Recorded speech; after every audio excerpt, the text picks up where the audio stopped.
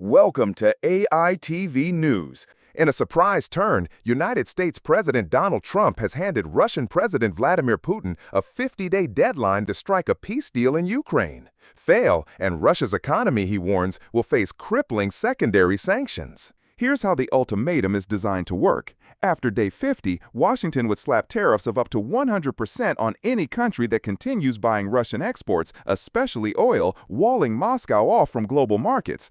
At the same time, Trump is offering Ukraine fresh firepower, Patriot air defense systems and other United States weapons paid for by European allies and transferred straight to Kyiv. Secondary sanctions do something primary sanctions can't. They threaten third parties. Banks, insurers, and shipping firms that handle Russian deals could be barred from the American financial system. Supporters say this would drain hard currency from the Kremlin in weeks. Critics argue enforcement will be messy and could jolt global energy prices. Europe, meanwhile, would shoulder new costs. With tariffs looming, its capitals must weigh cheaper Russian oil against solidarity with Kyiv and the requirement to pay Washington for the weapons package.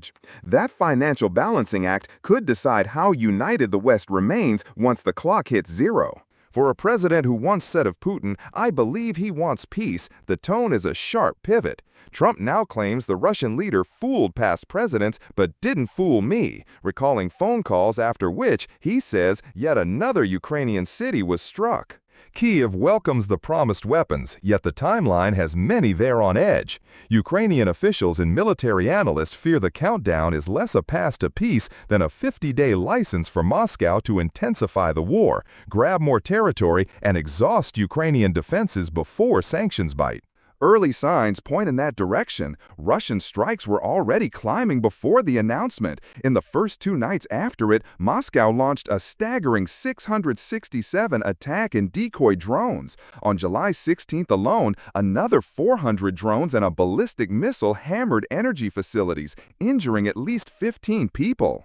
The international response is mixed. President Volodymyr Zelensky called his conversation with Trump very good and thanked him for the support.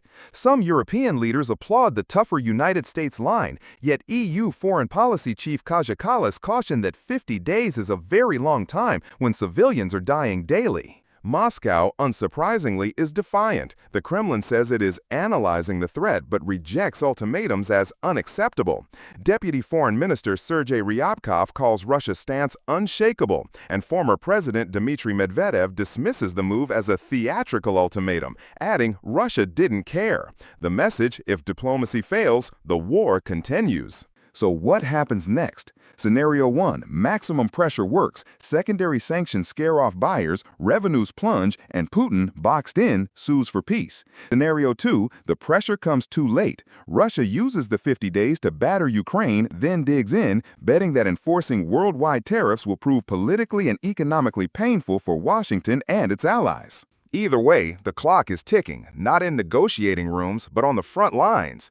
Over the coming weeks, every drone strike, every artillery barrage, and every diplomatic phone call will be viewed through the lens of that deadline. We'll be watching, and we'll keep you informed.